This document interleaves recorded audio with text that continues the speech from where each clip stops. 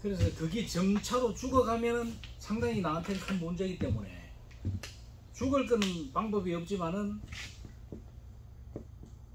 지금 다시 좋아지는 쪽으로 하려고 여기를 찾아온 거다. 예. 아, 오케이. 자두나, 예. 뭐 그 살구나, 예. 복숭이나. 예, 그 동네 전부 거의 99%가 복숭인데 고마워, 얘 자두라. 자두 똑같아요. 행동하는 게 행동이 똑같은데 나무 이제 뿌리나 이런 건 조금 달라요. 복숭아 뿌리라면 이게 다 접이 돼. 예, 예. 매실까지 다 접이 돼. 근데 지 공대를 쓰면 돼요. 자두는 자두 쓰면 되고 살구는 살구 쓰면 복숭 쓰면 되는데 여기 매실 매실? 매실도 똑같다는 겁니다. 이게 핵과류 핵 그 안에 그 씨앗이 딱딱하게 돼 있다. 그래. 요거는 그 요것도 자두 종자라 하면 좋고, 살구도 자기 그 자기 종자. 예. 여기 자기 씨앗. 씨앗. 요것도 자기 씨앗. 매실도 매실이 자기 씨앗. 근데 요걸 뭐 통틀어 가지고 어떨 때는 요 통틀어가 복숭아를 하기도 하거든요. 아, 그래요? 예.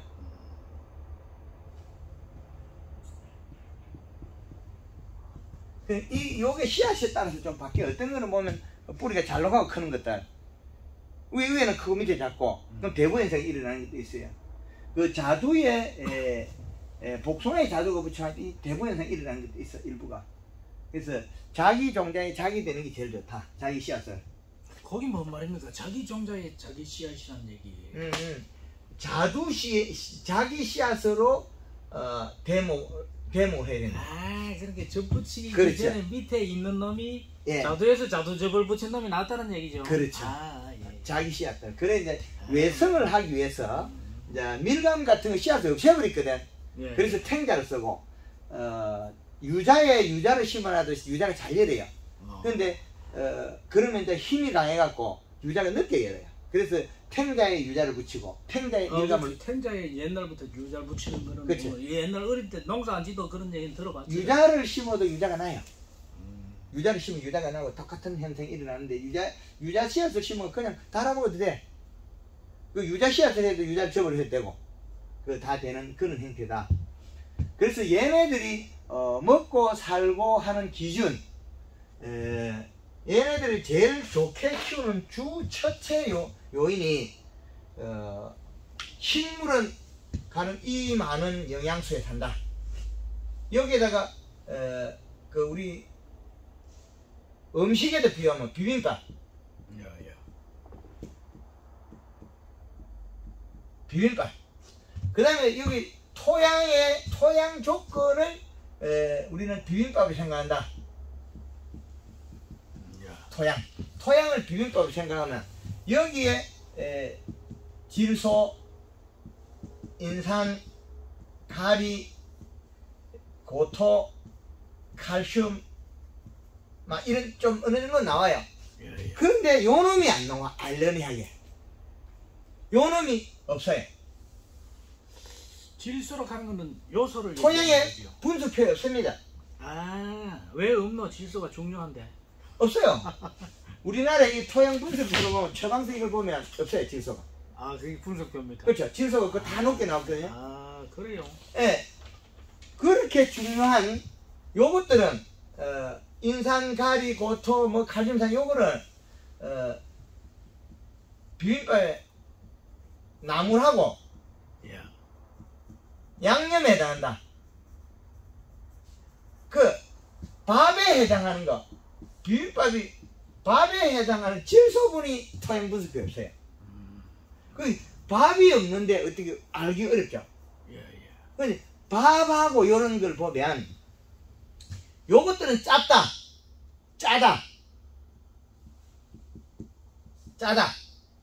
우리가 간이 배다 그랬죠.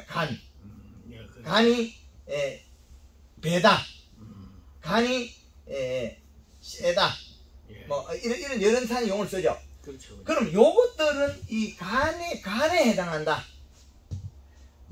나물이나 양념은 간에 해당한다. 요 부분은 전체는 통틀어서. 그 밥은 비빔밥 속에서 밥이 제일 중요한데 질소분의 표시가 안 나와요. 그렇죠.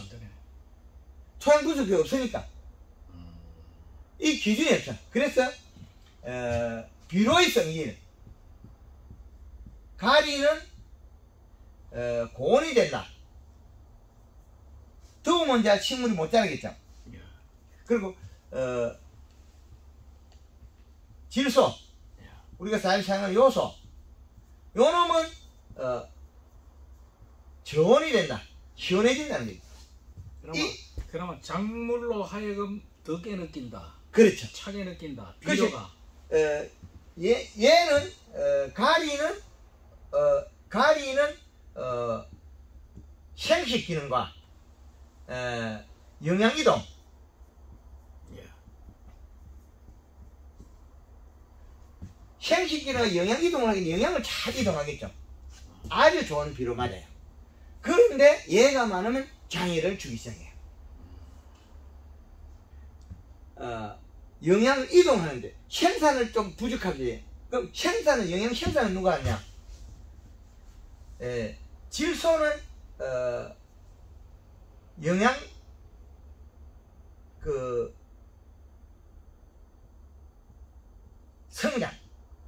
성장만 가지고 있으면 영양을 조절하면 생식도 되고 다 되는 거죠. 요 성장분, 영양 에너지 주가 되는 요 성장의 에너지, 모든 걸 양이 늘어줘야 모든 게 이래. 비빔밥 밥을 빼면 비빔밥이 나물이죠. 비빔밥이 밥을 빼면 나물은 나물 판자이다. 예. 비빔밥이 되려면 첫째 조건이고 아무리 양이 많아도 밥이 있어야 돼. 그래서 우리가 농사를 지으려고 하면 토양에 조건이 질소가 꼭 필요하다. 그래서 퇴비만 주면 나물과 양념이 많아진다. 그 퇴비가 보약이 질소를 비료 말고 다른 데서는 차지는 비용이 많이 들어요. 아, 그렇구나. 예. 요소 비료가 제일 싸고 좋은데 뭘 또 다른 데서 그 양을 구하려고 하면 돈이 엄청나게 들어요. 오케이. 예.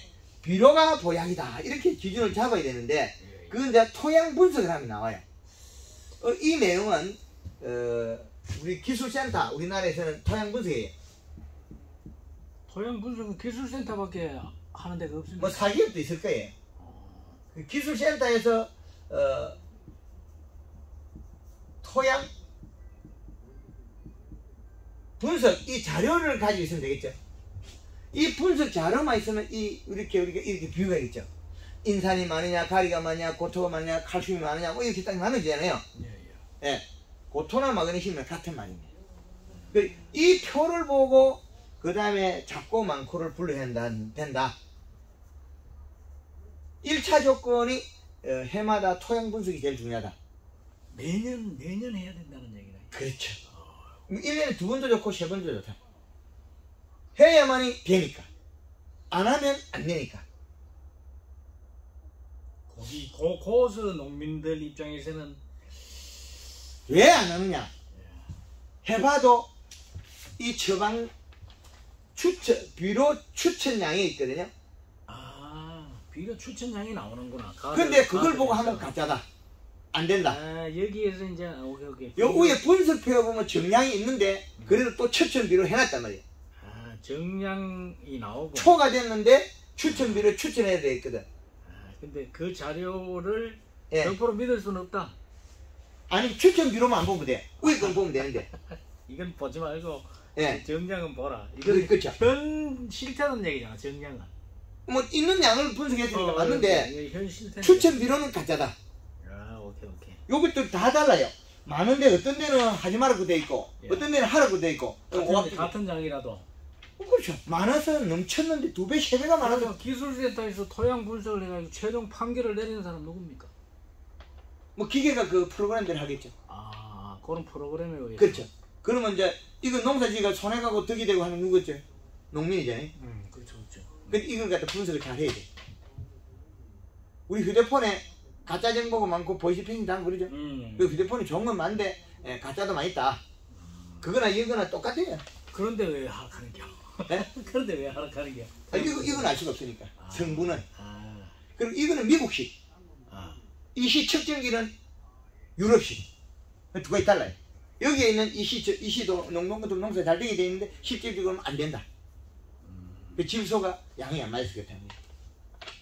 그런데 지금 농법도 지금 외국 농법을 우리가 받아들이가. 그렇죠. 외국에서 농사 짓는 프로그램은 우리나라는 이런 기술을 개발할 만큼 아직까지 섬세한 기술이 좀 부족했다는 거죠.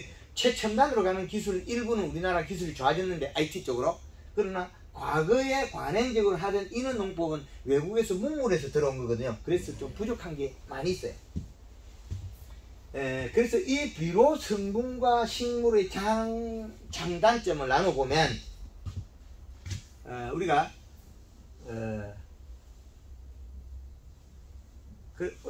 어디에서 주소 듣고 나서 조금 한 것만 배우고 왔죠? 유튜브 많이 봤지? 예. 그러면 우리나라의 계절의 축을 나누면 이렇게 이제 한번 나눠보겠습니다. 예. 12월 31일과 6월 30일, 9월 31일, 9월 30일, 3월 31일. 자, 계절의 축을 나누면 이 구심점에 원력을 넣고 다시 두 달씩 넣고 자, 이 계절의 축에서 우리가 써야 될 거는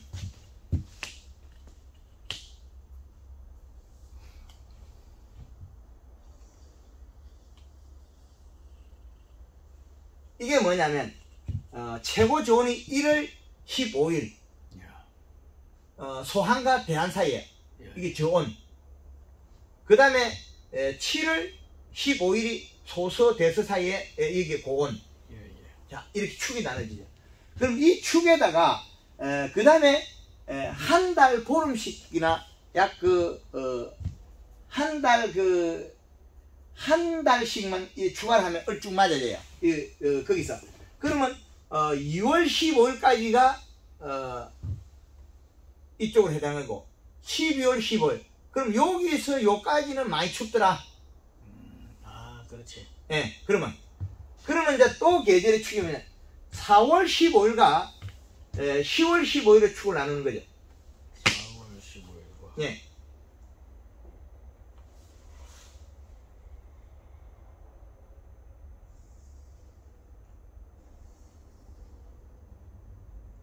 그러면 4월 15일은 여기는 4월 15일 이거는 봄이고 그 다음에 10월 15일은 가을의 중심이 되는 거죠. 그러면 여기에서 또 한 달 보름씩 계산하면 돼요. 한 달 보름. 예. 그래서 이 축을 만들어서 많이 써야 돼요.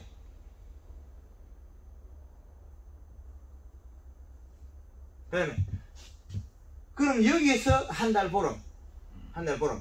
그럼 요 사이에 또 한 달 보름 되겠죠.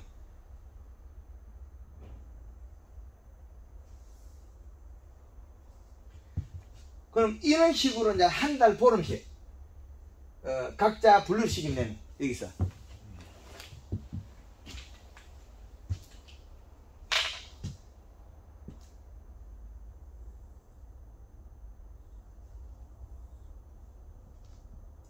그러면 요게 한 달 보름 하면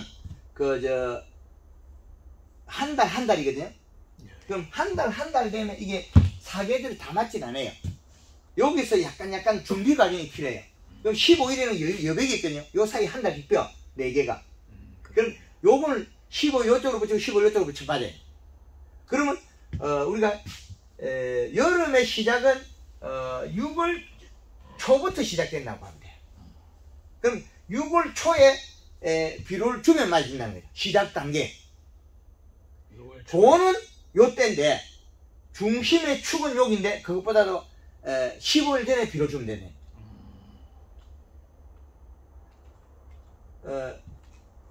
이제 봄에 우리가 3월 15일이 봄인데 2월 달에 비를 주면 보리는 맞아지는데 과일나무는 안 맞아요.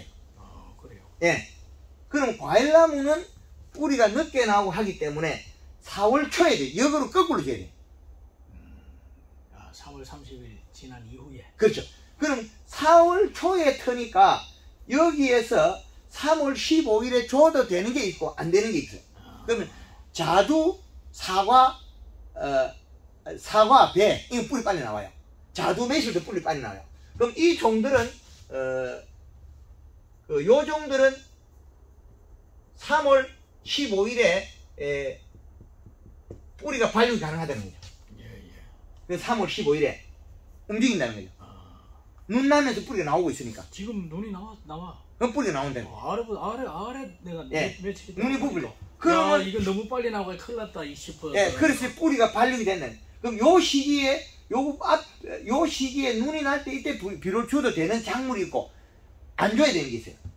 그럼 여기에서 비료를 줘야 되는 게 사과, 배, 이 뿌리가 빨리 발달하는 거, 뿌리가 발달이 빠른 거. 그 다음에 자두, 매실, 살구, 복숭아. 복숭아가 자두보다 좀 늦대요. 엿밭이 복숭아인데 예. 조금 늦어. 거기 보니까. 이것들도 꽃필 때 되면 뿌리 기 나와요. 예. 그러면 꽃이 피는 것보다 보름 차이니까 3월 15일에 과실나무에서 비료를 줘야 되는 것들은 사과, 배, 자두, 매실, 살구, 복숭. 오늘이 지금 3월 13일이니까. 그렇죠. 예, 지금. 예, 지금 줘야 되는 것들이 요 종류라는 거죠. 근데 지금 줘도 지금 준다 하는 비료는 뭐 복합 비료든 요소든 뭐 그런 걸 얘기하는 거죠. 토양 성분 분석해보고 줘야 되죠. 예. 비료량에 따라서 이게 인산 가리가 과다되어 있으면 질소만 주면 되는 거고 비빔밥 속에 밥에 해당하는 부분만 이렇게 나눠집니다. 가리가 과다되면 보면 괜찮다. 여기 가서 문제가 되겠죠. 토양 속에 많으면. 토양 분석을 안 하고 내가 지금까지 줬는 거를 근거로 해가지고 하면 주문국으로서 안 된다. 안 돼? 결론은 안 된다. 결론은 안 된다. 그래서 3월 15일과 5월 15일 이 시기에 봄의 기준이라는 거예요. 여기서 왔다리 갔다리 한 달 연결되는 부분은 봄은 3월 15일과 봄을 나눌 때 5월 15일 여기까지 여기까지 봄이라는 거죠. 그럼 3월 달부터 우리는 3월 달부터 5월 말까지 봄 3, 4, 5 석 달. 그런데 두 달만 표시되어 있잖아요. 요 안에 봄의 최절정기는. 그러나 여름의 최절정기도 또 이렇게 표시되어 있잖아요. 요 중간에는 약간 우리가 겨울이 되고 이럴 때 약간 봄바람 불고 하는 거 있죠. 그게 요 중간에 차지하고 있다는 거죠. 그죠? 그러니까 거의 맞아지죠. 한 달에 왔다리 갔다리 하는 게 봄바람이 내려온다 하는 게 뭐 요 사이죠. 그렇죠. 올해 같은 경우에 지금 며칠 전에 그렇죠. 기온이 높았거든요. 요 사이잖아요. 요 사이에 들어있다는 거예요.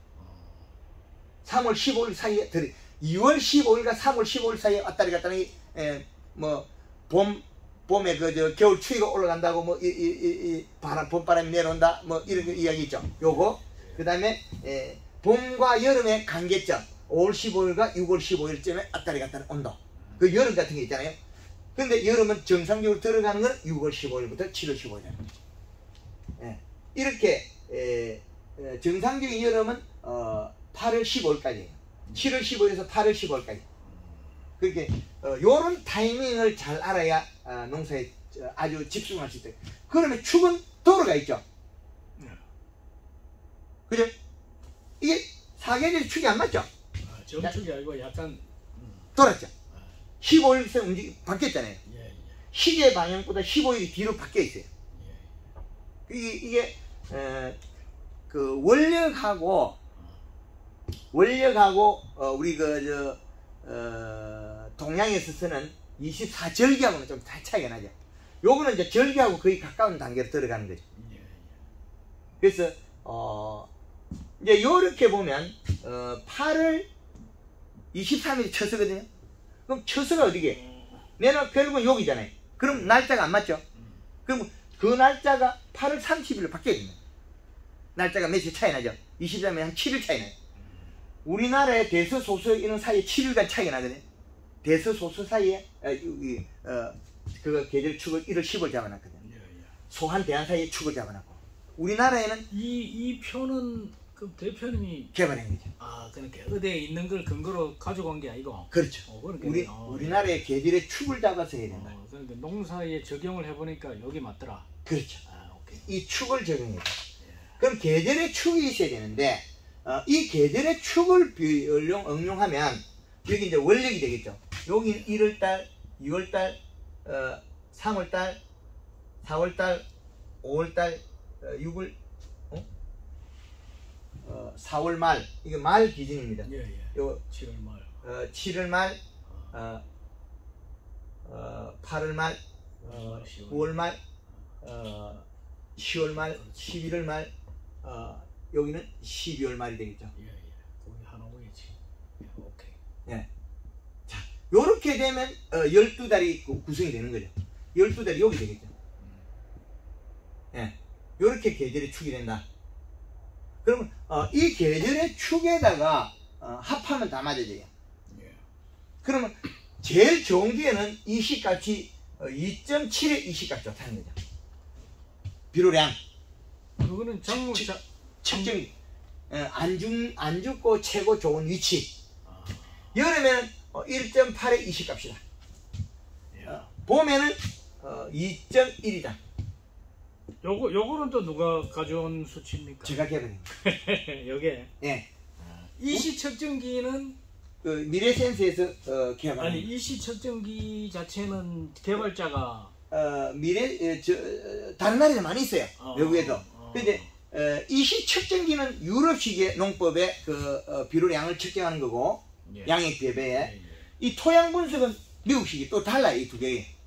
아니, 이시 측정기에서 지금 수치가 2.7이다, 뭐 1.8이다, 2.2다 그렇죠. 이래 말씀하시는 거는 비료 전체 양에 해당한다. 아, 비료 두드리 뭉친 비료의 그렇죠. 비빔밥 총량의 아니요, 작다 배다 이거. 아, 질소 빼고. 질소는 측정이 질산대로 되면 나와요 이게.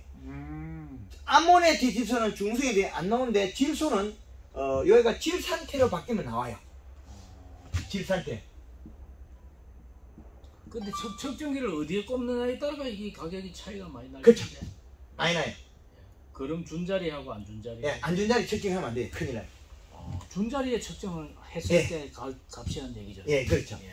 이게 이제 제일 좋은 수치인데, 농가에서 사용할 때는 여기에서 0.3을 빼서 사용해라. 마이너스 0.3을. 기준값은 여기에서 1.8을 쓰고, 1.5를 쓰고, 1.8을 쓰고, 2.4를 써라. 왜 이렇게 해놨냐면 농가에 실수할 것 때문에. 혹시 과학가와. 그렇죠. 과하면 빼기 어려워요. 이렇게 설정값을 또 따로 표시해놨어요. 근데 지금 보면 겨울에가 높고 여름에가 낮고 봄 가을이. 그거는 왜 그러냐면 여름에 잎에서 대사작용, 빨아들이는 시간이 많으니까 잎에 축적이 많이 된다. 그럼 양을 꾸준하게 많이 먹어야 되는. 꾸준하게 먹어서 겨울에는 땡기는 게 없기 때문에 흡수 시간이 짧다. 그래서 이 씨를 더 높게 먹어야 밤에 성장 기간은 많고 흡수 시간은 짧다. 그래서 이 계절의 온도하고 비례되어 있다는 것입니다. 이 기준값을. 그러면 이게 이제 사계절의 이시값의 축을 이렇게 이제 세분화해 난 거예요. 한 달의 공간이 비었어요. 들쑥날쑥하는 기간. 아주 이제 세밀하게 만들어놨죠. 요건 강의 아마 처음 하시는. 그 표는 내가 처음 보는데, 요 표는 이게 그렇죠. 요렇게 이제 계절을 다시 분류시킨 거는 요건 이제 처음 세분화시키는 거예요. 그런 것 같아요. 예. 그래서 요 표에서 보면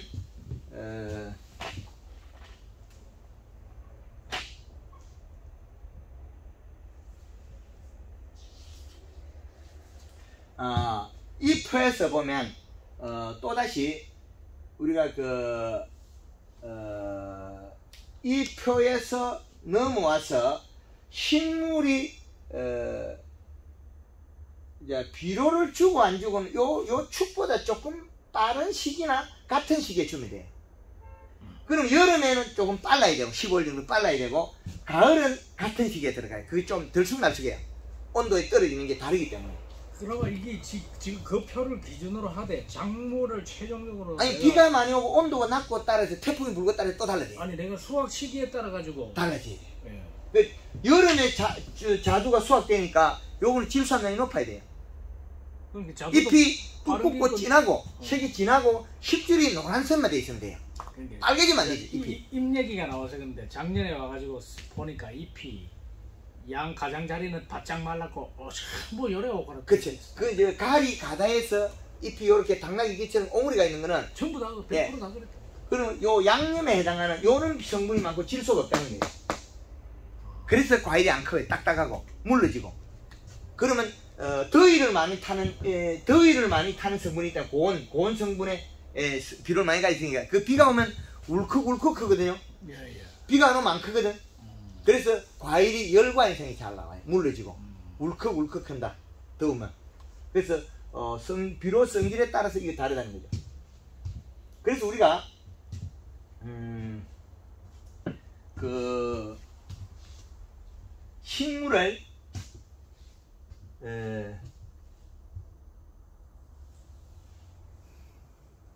이렇게 나눠보면 성장과 비료량에서 나눠보면 이 시를 5.0까지 올리면 작물이 성장하다가 사망을 하거나 멈춘다. 탄다 쉽게 말하면. 죽어요. 근데 요거는 비료를 늘리고 요건 비료량을 늘리고 비료량을 계속 늘리고 5.0까지 올라가면 성물이 닿다가 오케이. 사망이나 멈춤이 일어나요. 그런데 요건 날짜에 성장한다. 이렇게 날짜. 예. 예.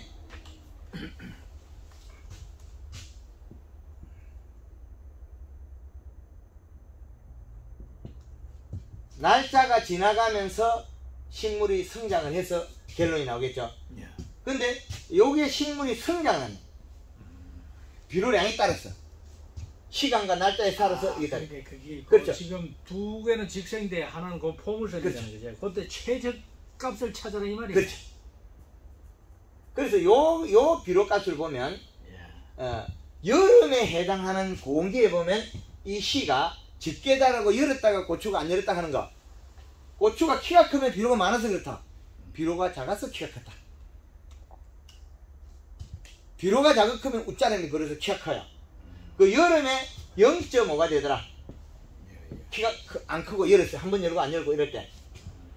근데 고추 가시는 결핍이 일어나고 키가 큰 그거는 보면 일어나는 게 웃자라는 현상이 일어났거든요. 요거는 0.8에서 1.0에 해당하더라. 웃자랐을 때. 그 결국에 여름에 1.8의 수치가 되어 좋다는 거죠. 자, 여름에 1.8이죠. 여기에 요 표가 나오죠. 정확하게 말씀드렸죠. 여름에 울컥울컥 자라서 잘못되는 건 비료 부족이죠. 비료 부족해서 일어난 일이에요. 키가 큰 거는. 우리는 비료 많이 줘서 키가 컸다. 고추가 비료가 작게 줘서 키가 컸다. 일반적으로는 많이 주면 키가 컸다고 안 보겠습니다. 그렇죠. 그걸 찾아내 데이터 내는 거죠. 그래서 0.5를 낮게 관리해라. 1.5 정도로 관리해라. 혹시라도 높아질 거야. 여름에 이거다. 여름에 비료에 여름에 해당한다. 이거는 겨울에는 어떠냐? 0.8이 되고 1.5가 되고 2.7이 된다. 2.7이 겨울에는 이 시값이 정확하다. 이거는 겨울이라는 거죠.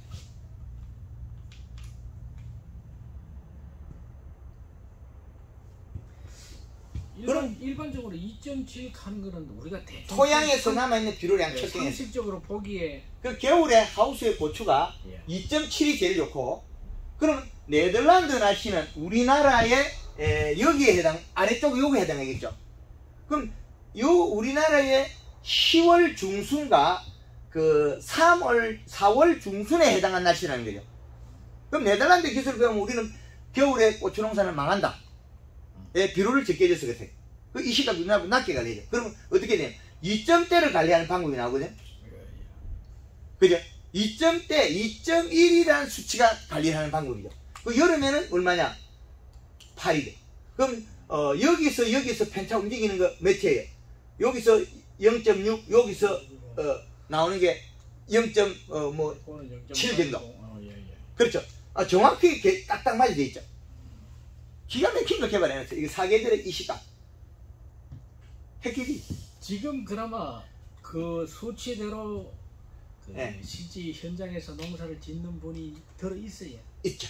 오늘 아침에 그 이 시각 마늘을 재니까 창녕에서 2.0이 나와요. 일반 농가들 그럼 0.78 뭐 이렇게. 지금 이 농법을 지금 뭐 그렇죠. 1년 한 사람, 2년 한 사람 여러 해 한 사람이 있어요. 그렇죠. 그나마 요걸 보면 요게 작년 11월 달에 가져온 마늘이다. 안 죽고 있는 거는 이게 말라 비틀어지도 흙이 바짝 말라도 안 죽는 원인은 질소 때문에 안 죽어요. 질소 때문에 안 죽어요. 그렇죠. 질소가 있으면 잎에 함수량을 가지고 질소가 없으면 함수량을 못 가져요. 말하질 않아도 이 말이죠. 지금 함수랑 이슬을 먹고도 물을 흡수를 하고 질소가 없으면 물을 뱉어버려요. 왜? 잎에서 탄수화물이 없으면 그 영양소를 뿌리 내리면 뿌리가 죽으니까. 예, 그게 지금 요 놈이 또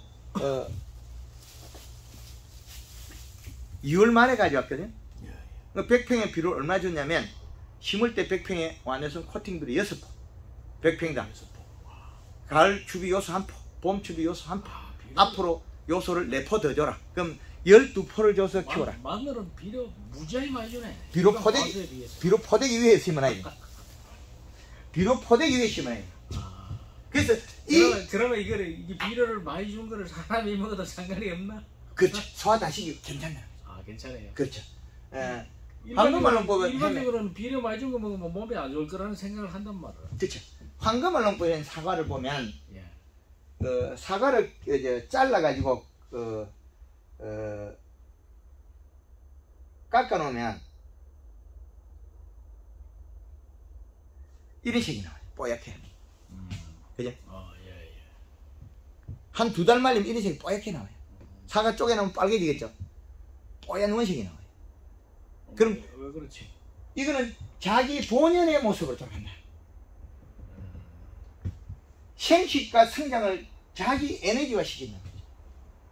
자기 본연의 모습이 돌아오면 사과를 깎아놓으면 빨갛게 되죠. 누렇게 뻘떡거리해지죠. 그게. 며칠 지나면 벌게지죠. 벌게지죠. 지금 2달 되면 어떻게 해요? 그래가지고 이제 예를 들어 손님한테 사과를 낼 때 설탕물에 담가가지고 갖다 놓잖아. 보기에 누렇게 오래된 거 잠깐만 그지? 예, 황금알농 보면 아무 깎아놓으면 뽀얗다. 그게 내가 나도 그 얘기를 얼핏 봤는데 야 그게 과연 그래 될까? 여름에 자두가 다른 것도 일주일 돼도 안 물러져. 복숭아도 일주일 돼도 안 물러져. 요 원리 때문에 그래요. 여기 비빔밥에 요런 것들이 많아가 못 자라고 있다가 울컥울컥 자라면 못 자라고 있다가 푹 자라고 이렇게 되잖아요. 그럼 세포가 제대로 안 자라요. 요 기능을 맞춰야 돼요. 그 기능을 맞추는 게 가리는 고온이 되고 질소는 저온이 되고 요는 또 요 설탕이 있어요. 예, 설탕. 탄수화물. 예, 설탕.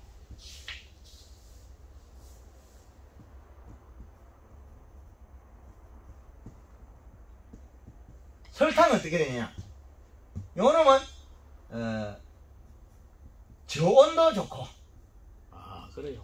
예, 고온도 좋고 충청도 스타일이네. 아니요, 얘는 완전한 영양소이기 때문에 그래요. 설탕. 그렇죠. 완전한 영양소. 잎이 방금 여기 탄수화물을 만들어야만이 뿌리가 먹을 수 있다. 그래? 함수량을 가진다. 그 가뭄 때 그 땅이 그 딱딱하다 때문에 자두가 완전 돌이지. 그렇죠. 작년 딱딱한데 네. 가뭄을 안 타게 만들려면 요소를 주면 가뭄이 안 타요. 이슬을 먹고도 잎이 살이 찌는데 근데 물을 줘도 근데 이슬은 억수로 많이 내려 그거. 그 이슬이 많이 오면 지형이. 낮에서 그렇겠죠. 반낮 일교차. 뭐 예. 이상하게 병 같아. 가는 병 같아. 예, 그렇지. 이슬을 뱉어내는 것도 있고 잎에 이슬을 맺히는 것도 있고 두 종류거든요. 예. 뱉어내주는 거는 뱉어내는 것도 있다. 그렇죠. 그러면 뱉어내는 거는 낮에 먹은 것이 작은 걸 많이 먹고 질소를 못 먹어서 예. 잎에 그 엽록소 예. 광합성에서 설탕을 못 만들어서 탄수화물 못 만들어서 안 맞으니까 다 뱉어 버리는 거예요. 그럼 요런 것들 많이 먹어갖고 잎이 안 두꺼워진다는 결론이에요. 그 질소를 먹어야 잎이 두꺼워져. 근데 그분이 질소를 많이 줬을 텐데. 절대 안 줬죠. 안 줬다고. 잎의 모양을 보면 잎이 거실러지는 건 절대 안. 잎이 요렇게 거실러지. 잎이 요렇게 오므이고. 완전 말 이제 가장자리 다 말랐어. 예, 까실까실해지고 잎이 빨그리해지고. 그렇지. 잎 자르고 빨갛고. 예. 그러면 가리 가다다. 그 토양에는 나물과 양념이라는 보물이 들어있다. 요소 비료만 주면 대박 친다. 아주 간단하죠. 지금 내가 복합 비료를 주고, 줘놨는데 퇴비 주고, 덧방을 치라 이 말인가? 예, 그다음 요소를 더 주라. 퇴비를 주놨기 때문에 밭을 이제 사들이자마자 내는 더 나쁘게 하고 있다. 아, 지금. 그렇죠. 그러니까 퇴비를 줬다는 거죠. 아, 그거를 안 줄라 그러다가 퇴비를 줬기 때문에 그 동네는 기본적으로 한 나무에 한 포가 그 동네는 그렇지. 그렇게 주면 맛은 있을지 몰라도 물러지고 낙과되는 게 있다는 거죠. 아, 작년에 보니까 낙과는 많이 없디다. 그렇죠. 예. 그 가리 가다 때문에 울컥울컥 자라서 떨어져 버려. 더워서 못 자라고 있다가 비가 오면 시원해지거든. 그럼 울컥울컥 자란다. 그래서 잘못된다. 그래서 연매십에 설탕을 쓰면 이런 현상이 좋은 현상이 나타나요. 그러면 설탕은 고온 저온을 중간에서 맞춰주는 역할을 한다. 아니 그런 역할이 이것도 맞고 요 잎 속에 이게 탄수화물이 없으면 뿌리가 굶어요. 그 광합성에서 탄수화물 만들어야 되는데 그 주 재료가 질소라는 거예요. 질소를 이용해서 강합성을 주 재료 원재료를 쓸 건데 비빔밥에 해당하는 질소가 필요한데 우리는 요소는 나쁜 놈, 그렇지, 일반적으로 그래야 생각. 요소는 좋은 놈, 인산가리 과다되면 나쁜 놈 이래야 되는데 이걸 갖다는 거죠. 왜? 이 공기에서 익어 나오는 과일 성장을 해야 되는데 공기에 성장을 못하고로 만들어진 거죠. 과일은 거의 막 뜨거운 날씨에 과일이 자라고 있고 그렇죠. 하는데 잎이 시원해지려면 두꺼워져야 되고 염독소량이 많아야 되는데 근데 그거 더운 놈을 사우나에 갖다 집어넣는 거하고 이치가 비슷하다. 그렇죠. 이 잎 속에 잎이 연해진 햇빛을 안 보니까 이 2월 말에 왔거든. 예. 근데 잎 얘도 막 늘어지고 이래 엉망 되죠. 예. 제가 왜 두겠습니까? 잎이 늘어지고 웃자라는 거 요거거든요. 요 키가 큰 거 있죠. 예. 햇빛이 없으면 이렇게 돼요. 햇빛이 없을 때 이 시량 더 높게 먹어요. 그래서 네덜란드에서는 2점대의 비료 줘야 되는 우리는 어떻게 2.7을 주고 있잖아요. 겨울에. 그럼 네덜란드에서 파프리카를 재배하는 기술을 배워와서 네덜란드만큼 생산이 절대 안 나와요. 왜 안 나오냐? 요거 때문에 그래요. 요 계절의 축 때문에 그래요. 그러니까 지금 내가 우선 느끼는 게 지금 대표님이 접근하는 게 약간 어여 보면은 농민들이 선뜻 받아들이기 조금 거북한 수치를 가지고 자꾸 얘기를 하잖아. 어차피 우리도 수치하고 관련 있는 정확하게 이 과학이거든요. 그런데 거기 그러면 뭐 이 시값이 2.7, 1.5 이러면 머리 갖다가 보다니까 지금 일단은 대충 척전기가 꽂으면 바로 치 나오는 거예요. 척전기 과학적으로 농사 지어야 되거든요. 농사는 과학이다. 그러면 척전기가 지금 주위에도 그 복숭아 맛있는데 척전기가 있는 사람 아무도 없어요. 그 김치 사이마스켓 많이 가 있어요. 아, 사이머스켓 사람들은 모르겠다. 그렇죠. 사이마스켓은 요렇게 그 비료 수치가 높게 나오면 1년에 요소 주라거든. 근데 복숭아에 요리 나온다고 요소 주라 하면 복숭아 사람들 안 믿어. 그렇겠네. 머리가 그것까지 안 되는 거지 기술이. 그래서 가지 끝에 이파리가 뒤에 노릇노릇하게 되면 그건 비료의 가리 가다다. 요거 밀감 맞죠? 예. 1월 7일날 잘랐는데 안 쓰겠지 아직? 안 쓰게요? 예. 한꺼번에 확실히 다르죠? 1월 7일, 2월 7일, 3월 7일 지났죠? 2달이 넘었죠? 그러면 일단은 제대로 된 거는 보관이 상온에서도 보관이 오래된다. 그 이제 복숭아를 작년에 따가지고 요소 비료 많이 준 복숭아는 차 안에 40도 올라가도 일주일 동안 안 물러져. 복숭아는 하루 이틀 되면 대부분 그 원인은 내를 잡보는데 요 가리 가다 때문에 그런 거예요. 요 가리가 요 가리 가다 고온 때문에 그렇죠. 울컥울컥하게 자라니. 복숭아가 안 자라고 있다 갑자기 푹 자라면 푹 빠져버리거든. 질소량이 맞으면 복숭아가 쑥 커도 가지에 되다. 그러면은 결실이 되거나 과실이 생기고 난 뒤부터 자라는 성장 속도가 일정한 게 좋다는 말입니까? 꾸준하게 자라야죠. 아, 이게 꾸준하게 자라라 자라다가 또 주춤하다가 자라는 건 안 좋다는 얘기네. 그거는 요 비료가 토양이 잘못돼서 그렇지. 그거를 눈으로 보고 알 수가 있을까요? 그 당연하죠. 잎이 펴 있어야 되거든. 요놈 여기 과일이 지금 아주 일정한 일정한 그거 궤적을 가지고 잘 자란다. 그렇죠. 야, 이게 뭔가 좀 들쑥날쑥 하는구나 하는 걸 보면 알 수가 있다. 그렇죠. 여기 과일이 달렸다. 예. 이 색이 똑같이 뿌옇게 커야 돼. 색깔을 보고 그렇죠. 색깔을 가로세로 비율하고 색깔을 예. 보고 요 색깔이 여기가 뽀글하게 색이 난다. 대가리에 이거는 가리 가다. 색이 먼저 나는 건 안 좋다. 그렇지. 색이 먼저 나면 안 돼. 과일은 마지막에 가서 며칠만 익어야 돼. 그럼 처음에 자라는 놈은 계속 전체적인 색깔이 비슷한 게 좋다는 쭉 얘기네. 가다가 마지막에 15일만 딱 익어야 돼. 왜 그러노? 그게 정상이네. 성장. 그 전에 색이 나면 이건 가짜네. 색이 먼저 드는 거는 가리 가다. 요 대가리 색깔만 돼. 모든 과일이 다 그렇다는 얘기죠. 그렇죠. 자두건, 포도건. 예. 딸기도 요만큼 빨간 게 있어요. 그런 게 많지. 위에는 하얗고 밑에 빨갛고. 그 가리 가다. 그래가지고 물러져요. 시중에 많이 나오지 않습니까? 그렇지. 이래 되면 딸기 물러서 못 써요. 요소를 주가 질소를 넣으면 똑같이 색이 바뀌어요. 딸기가 제일 선명하네. 딸기가 어떤 거는 골고루 붉고 여기 빨갛게 되면 여기 어떤 뽀얀 거는 끝이만 붉고 어떤 예. 거는 중간까지 붉고 그런 게 많지. 요래다가 여기까지 가고 요래 빨갛고 요래 따거든요. 그러면 여기는 딱딱하고 여기는 물렁하고 물컹하고 맞아. 가리 가다 고온 열상에서 일어나는 거예요. 울컥울컥 자라는 거죠. 그게 하면 딸기를 따가지고 한번 예. 보면은 이 집이 농사를 왜 짓다 하는 게 딱 나오네. 그렇지. 우리나라의 토양 이게 양의 조성이 잘못돼서 그래요.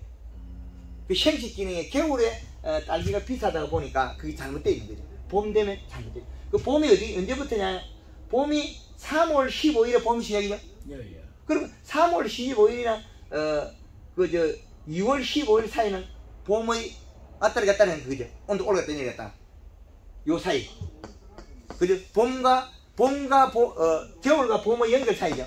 그럼 우리나라의 딸기는 언제까지 비싸냐면 봄이 시작되는 시점에 6월 말부터는 싸다는 개념이 나오거든요.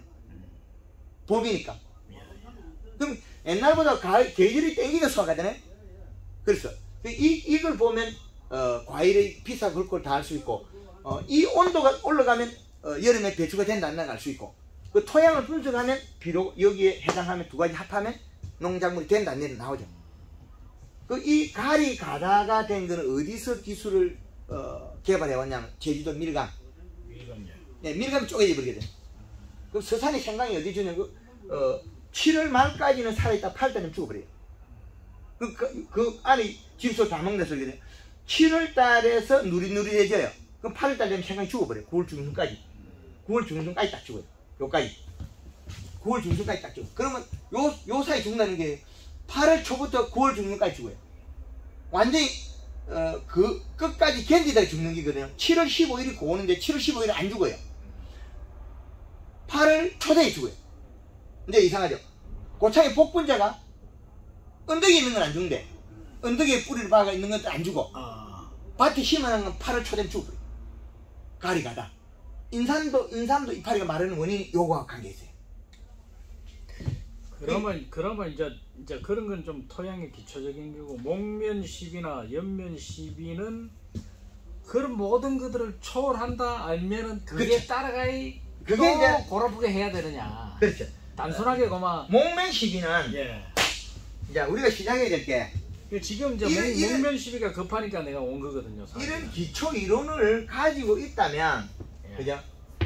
이런 기초 이론을 가지고 있다면 이제 농사에 전념해야 되잖아.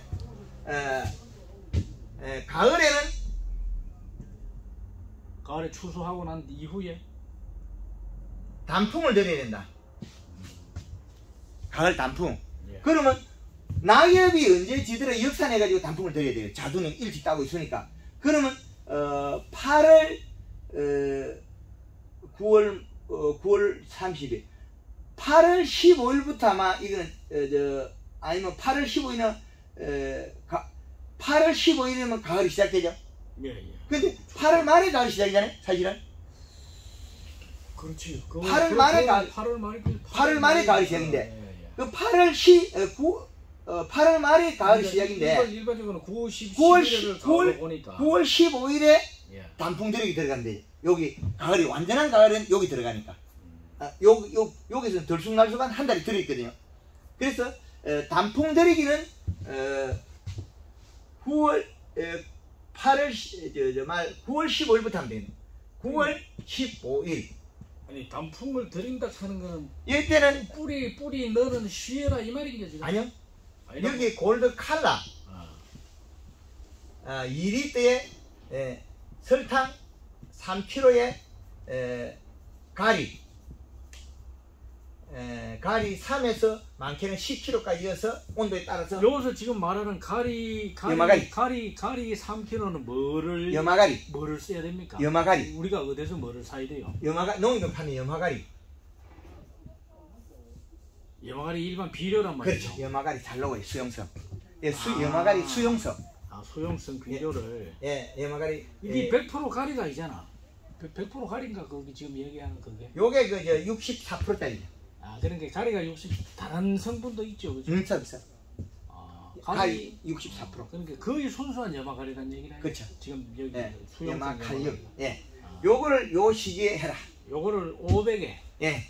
요렇게 비율을 타라. 골드 칼라 1리터에 설탕 3kg에 염화가리. 여기 그나마 나는 지금 치파렐리형 살분무게를 쓰거든요. 그걸 쓰면 농사 망쳐요. 왜요? 농도가 세서 이파리 타버려. 그러니까 농도를 지금까지 뭐 안 된다. 있을 양에 따라서 바뀌기 때문에 안 된다. 그건 하지 마라. 일반 분무기를 써갖고. 그렇죠. 일반 분무기도 하긴 장치는 하긴 하려 되는데 이제 살분무기의 장점을 내가 봤어. 뭐 농약이 적게 된다든지 시간이 적게 된다든지 이런 것 때문에. 잔머리 굴려야 될 때가 있고 안 굴려야 될 때가 있다. 그런데 여기 가장 의문이 갔던 점이 그래서 황금알 농법에서 이래 섬세하게 해놔도 이걸 비중을 제대로 안 두고 있거든요. 그렇게 지금 얘기하는 요 농도를 거의 맞추는 얘기죠. 그렇죠. 오늘 강의하는 건 전혀 다른 강의를 하고 있거든요. 이건 제가 한 번도 안 한 강의를 요걸 색다르게 하고 있거든요. 요거를 계절의 축국을. 그래서 오늘은 지금 그럼 하나만 더. 그러면 분무기는 일반 지금 농민들이 쓰고 있는 고압 분무기. 고압 분무기 그 노란 줄 해가지고 하는 그렇죠. 그놈을 기준으로 해라. 그렇죠. 그게 제일 좋다. 그렇게 지금 그렇게. 그리고 겨울에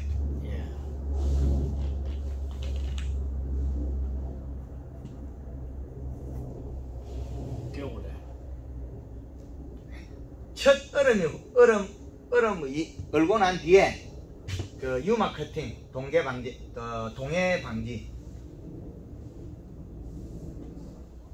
진짜 유막 코팅. 식용유 18리터, 퐁퐁 3 내지 4리터. 이거는 반복 살포 금지. 반복 살포하지 마라. 반복 살포하지 말아라. 한 번. 반복 살포하면 너무 두껍게 코팅이 된다 이 말이야. 그렇죠. 황금알 농법에서는 모든 영양제는 반복 살포하지 마라. 농도를 최고로 맞춰놨다는 거죠. 그게 지금 최적이니까. 최고를 맞춰놨다. 이 상사점을 다 개발해놨기 때문에. 오케이. 그래서 이렇게 해라. 이게 유막 코팅이 퐁퐁을 섞어가지고 겨울에 그렇게 해놓으면은 동계방계 완전히 야가 삐끼지는 거를 언제로 봅니까? 봄 되면 싹 되어 없어져. 없어진다고. 그렇지. 지금 봄에 비 한두 번 오면 이제 유막 코팅. 겨울에도 산화가 되고 없어질 때도 있어요. 그러니까 그게 너무 오래 가면은 뭐 어떤 침투를 막는다. 그런 것도 없이 다 분해되고 없어진다. 그러면 그거를 했을 경우는 지금 기계를 뿌릴 필요가 없어요? 그런 거 하지 말아요. 봄에 그럼 요걸 했을 경우에는 별도의 봄에 목매 시비는 가을에 단풍을 들여서 뿌리를 멈추게 체내 영양 확보하고 겨울에 동결을 어는 걸 방지했는데 봄에 목매 시비는 체내 저장 양분을 보충한다는 거죠. 가만히 봐. 체내. 목매 시비는 체내 저장 양분 보충을 되는. 그거는 그린 2리터에 설탕 5kg. 요거는 설탕 많이 들어가네.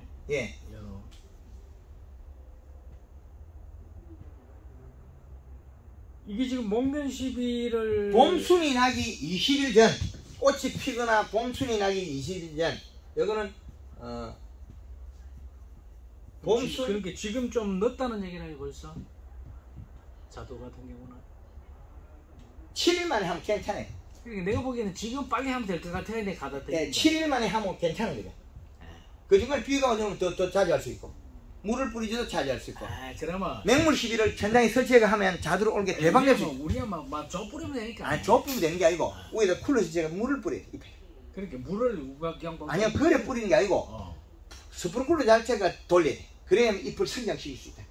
그러면 봄에 이제 연면 시비가 들어갈 때 연면 시비를 어떻게 할 거냐에 따라서 가면서 목면 시비를 2 내지 3회라고 해놨네요. 한 예. 번이 아니고. 2 내지 3회. 그럼 지금 하면은 뭐 한 번 하기도 바쁜데 내가 뭐 시기 좀. 한 번 하면 일주일 뒤에 또 할 수 있잖아요. 그럼 2번 할 수 있네. 지금도 빨리 하면은. 예, 그지. 서두르면. 목면 시비에 기름 소독도 같이 할 수 있어요. 그러면 살충제를 안 넣어도 된다는 거거든요. 그럼 목면 시비 지금 그린하고 설탕 섞을 때 여기에 식용유를 좀 섞어라. 또 섞어라. 기계유 했는데. 기계유 했으면 안 해도 됩니다. 안 했을 했을 때 식용유 안 했을 경우에는 식용유를 5 내지 10리터에 퐁퐁 또 얼마? 2 내지 한 3리터. 퐁퐁은 이거 이제 설거지용이잖아. 씻어 내리는. 아니, 기름이 혼합이 잘 되라. 응어리져 가지고. 그렇죠. 여기에 기름 소독 같이 겸해도 된다. 그렇게 가능하면은 난 여러 개를 같이 할 수 있는 거를 이렇게 묶어주면은. 이렇게 하면 한 번 내가 아무것도 안 해도 되니까. 일을 덜 하잖아. 그러면 우리가 유황합제 뭐 스케포르덱 이런 거 다 뭉치가 요 다 집에 요거 하나 여기다 끝내. 그러면 여기다가 지금 유황을 내가 해야 되거든요. 안 해도 되고. 왜? 여기 더 있잖아요. 요놈이 살균 살충을 할 거니까. 얘가 하는 역할이. 그러면은 지금 목면 시비를 할 때 요게 들어가면 요 비빔밥을 하면은 여기 기름 소독이 들어가면 요게 들어가면 여기서 하는 역할이 살균 살충 깊이 효과가 있다. 자, 그러면 또 한 가지 의문이. 누구나 농민들이 얘기하는 거는 황은 필수라고 얘기를 합니다. 필수마저 풀었다. 황을 안 써도 그렇죠. 상관없다고 해. 그렇죠. 황을 조금 섞어도 안 되겠어요. 거기다가 예를 들면 지금 목면 시비를 할 때 쉴 데 없는 짓은 안 해도 된다.